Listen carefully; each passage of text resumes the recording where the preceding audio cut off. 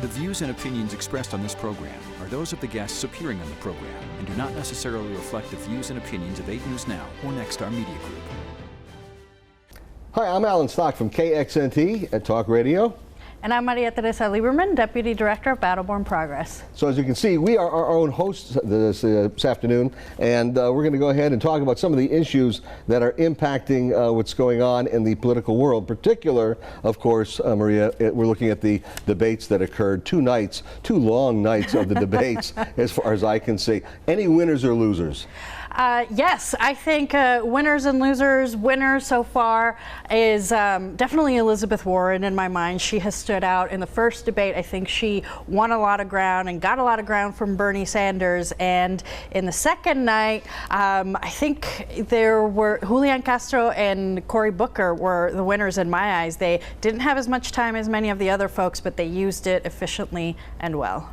When the people were introduced on the first night, you noticed that when Sanders and Warren came out, they received the most applause. And it seemed to me that the audience was set up for them in advance. Yeah, I think so. I think in the first debate especially, it was really progressives versus moderates, which I have a little bit of a problem of, because it's mostly to try to get that debate of, separating the Democratic Party in a little bit, because, in reality, most people agree on things instead of disagree on those things. So I think that's why that was set up, in a way, was to kind of have that rhetoric continue, which, I didn't really like. But I think Elizabeth Warren, though, she's a little bit more pragmatic and a lot more policy and efficient in her way of thinking. So I think she won the day yesterday, or the day before.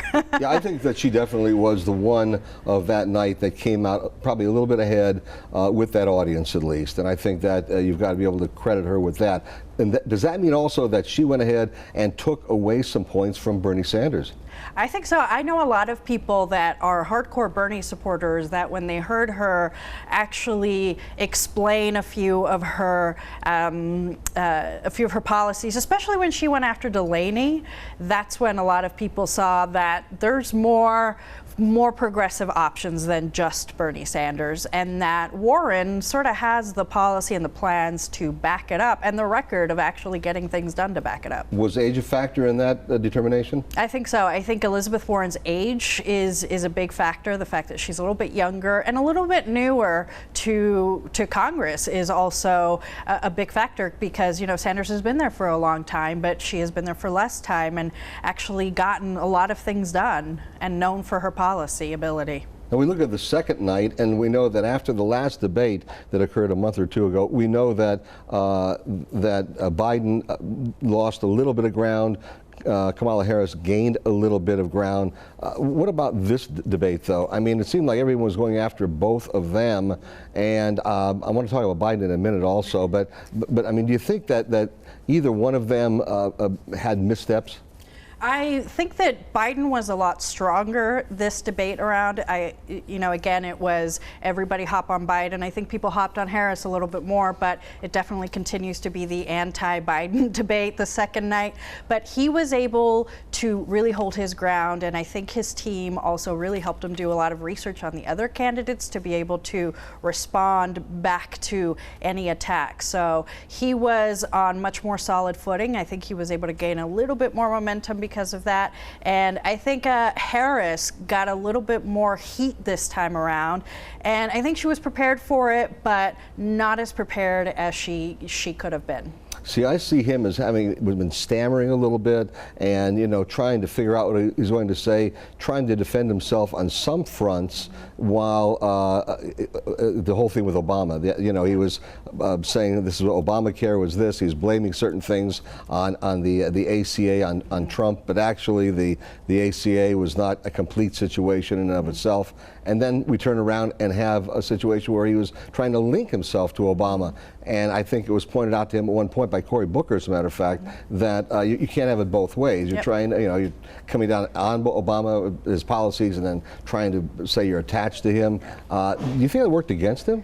I think that does work against him because many people want to see him at least own his mistakes. And he is known for doing that in the past, for owning his mistakes and moving forward. But I think he also needs to be able to not only own those mistakes, but talk about how he's going to fix that if he becomes president. And that's what people want. I think people generally like him and think he can take on Trump. But this sort of continuing to have it both ways, especially with Obama's immigration policy, with progressives, and many things in his past, and him sort of trying to have it both ways is what is kind of getting the progressives and more far left people to continue throwing heat at him, because he's not actually owning it and apologizing for it and showing how he can actually fix whatever things he's done wrong in their eyes. You know, the first third of the second night debate seemed to me to be a lot of wonky stuff, very technical about healthcare, and it's a lot of figures. And I slapped myself to keep myself awake a couple of times. And I'm like you, I'm into the political world. I can imagine that a lot of people who were not might have been turned off. I see that these debates go too long. I was talking to someone earlier, and I want to get your thought on this. This is very, very important. In 2016, you had 17 Republicans on the stage, and people said it was a clown car of candidates. Now you have 20 candidates divided by 2. A lot say would be a clown car of candidates also. Should we be limiting it? I know that legally and constitutionally you're not supposed to be, and I'm not saying on a legal level to do that, but I'm talking about in terms of party leaders. Should party leaders in the future, Democrat and Republican, start saying, we're going to recognize the first 5 people or 4 people or whoever it is, how many number it is, to be able to run? We can't have 20 people running or 17 on a stage. It just becomes confusing, and some of those people got very little time anyway, and they're not going to be serious. The next time around, Democrats will only have about 10 people up there. So, I mean, is this necessary to have these numbers running? I don't think it is necessary. I remember watching this last night with my mom, who doesn't work in this, and she doesn't marinate in this, but she wants to be informed on these candidates, and she left out of this debate thinking, I don't know much more about these candidates. She's completely undecided and has no idea what the actual stances are on some of these more wonky issues, because you didn't get to hear from all of them on that. And I think it is a problem that both parties need to face. You're facing in both parties more people wanting to run, so figure out a system where when you get to the debates, you've actually sort of thinned the herd to get the top 6, because that's ultimately what you're going to get anyway. In reality, the race is going to be between the top 4, top 6 at the most. So figure out a way to get to that point where people are hearing from those top 6 in those debates, because I agree, it is confusing, and ultimately it's also divisive in both parties, and people aren't really getting sort of the actual view of what these candidates want to do, because you have to fight for time, so you're going to try to say the most sort of fiery thing that's going to catch people's attention, and sometimes that's not the most productive thing. Last time in 2016 Donald Trump ran, he had been an outsider from the political arena completely, and it was a showman in many, many ways. This time around with Democrats, you have people who are on the outside, have never run before. Yang is a good example. There are others. Marianne Williamson, certainly another example of something like this. And I mean, while Trump had a way of working his way into this whole debate in 2016 and won, ultimately, can the same thing be said about Yang? Can the same thing be said about Marianne Williamson, who a lot of people did Google after her first appearance, but yet, I mean, would you consider her a serious candidate? In these times, I would say yes. 4 or 5 years ago, I probably would have said no, of course not. But in these times, yes. I think that more people are interested in Marianne Williamson, because she just seems to be this interesting, out-of-nowhere character, and has sort of a different brand that people want to get to know. Some would argue it's a dangerous brand. Andrew Yang, though, I think is really sort of the dark horse in here he really does poll well with a lot of people, because he can have a very moderate message. So with the general electorate, he polls very well, and a lot of conservatives, progressives as well, independents, libertarians do like him. So I think, these other candidates need to look at what Yang is doing. The big issues of these debates happen to be, it looked like it was health care, obviously. It looked like it was immigration in a lot of ways. The party, at least in the debates, seems to be swinging much further to the left. Almost everyone, now Biden got caught last night with Julian Castro also about the open borders issue, but most of the Democrats are supporting the idea of open borders. They're calling it no criminal, there could be civil repercussions, but really it's basically come on in. The party is shifting much further to the left on immigration. Going to help or hurt in a general election? You know, this is one of, as someone that has been through the immigration system, this is one of the issues where I think having so many candidates and very little time to actually talk about such a complex issue is problematic.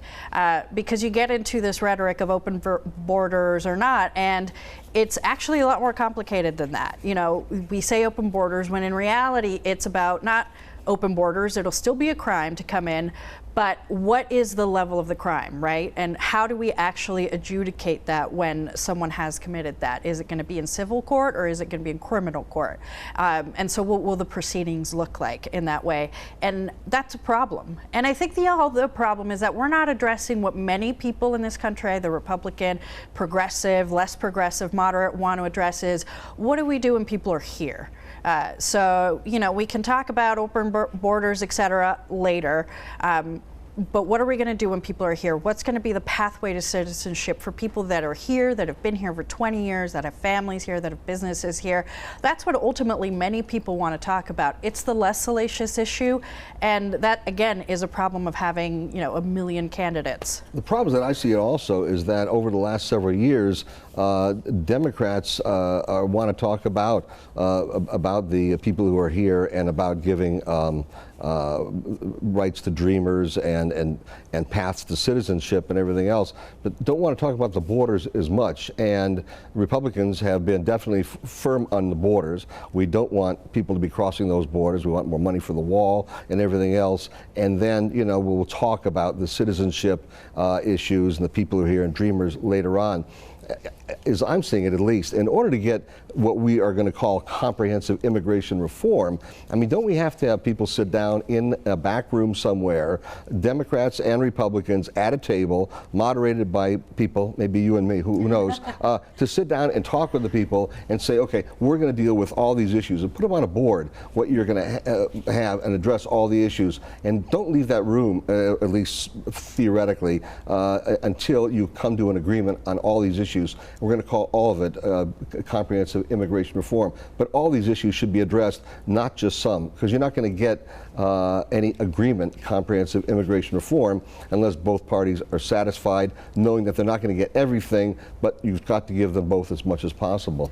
I think so. I think that's what at one point we were trying to do with Kennedy and McCain and all of those folks that were really trying to meet in the middle, and we can meet in the middle. I know that I've gone on your radio show and we've talked about this and we've agreed on some points, and you know, we've both learned about some things, and that's what can happen if people actually get to do that. Julian Castro said a good line about how people want to also fix our broken legal system, which is, you know, it is not easy if you're in another country to apply for citizenship to come in legally. So that at the very start is broken. So we need to work backwards and figure out where are the gaps, because there's a lot that we can all agree are problems that end up creating this domino effect of just an absolute broken system that nobody can try to figure out. I mean, you have immigration lawyers that are trying to keep up with changes and have been trying to do so for the last 30 years. And that's a big problem. When lawyers are confused, you know you've got a problem, and we need serious policymakers that want to meet in the middle and figure out, how do we actually fix this? Two more quick issues that I'm thinking of. One is the issue of reparations. That seems to be an issue that the progressive Democrats are pushing big time and have also pulled some of the more moderate Democrats over this particular year. The Republicans and the majority of the country is against reparations by all polls. They're totally against it. You know, how much of an issue do you think this will be in the general election for next year?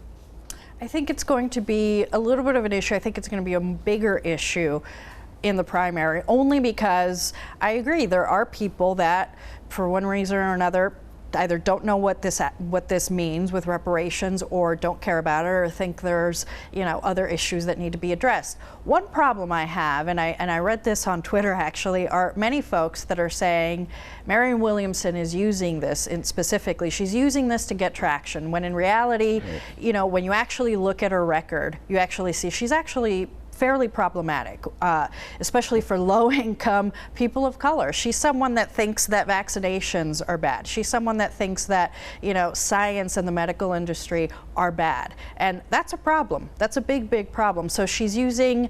Many people are arguing now that she's using these talking points and these issues that are real for many people to get them in the door, and in reality, she's actually a problem on many other issues. So I think we got to look at her closely and look at what she's saying closely. Yeah, she's coming from a position of a philosophy that had come out several years ago, and it was written into a book, and she's kind of reinterpreting this. A Course in Miracles is what it's called, but she seems to be somewhat on the fringe of a lot of issues, and I don't think that the general media has actually taken a look at her in depth yet to see where she's coming from. Got to ask this also, of all the candidates up there, we know there were 10 over the last 2 nights of debates, and we know that the next debate will be whittled down to maybe around there are 10 each night, there are 20 total, but we know that's going to be whittled down to about 10 in September.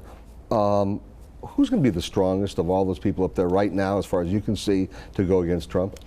The strongest for me is between 2 people, and that is between Biden and Harris. I think those are the 2 people that not only have the policy chops and knowledge, and on Biden's side, the international policy chops, which is ultimately many people would argue the most important thing that the president needs to focus on is international policy. But they also have the fieriness to actually have a back and forth with Trump. Trump is someone that, he's not going to get into the policy weeds. He's a very forceful speaker, and those are 2 speakers that can actually hold their own with that sort of tone.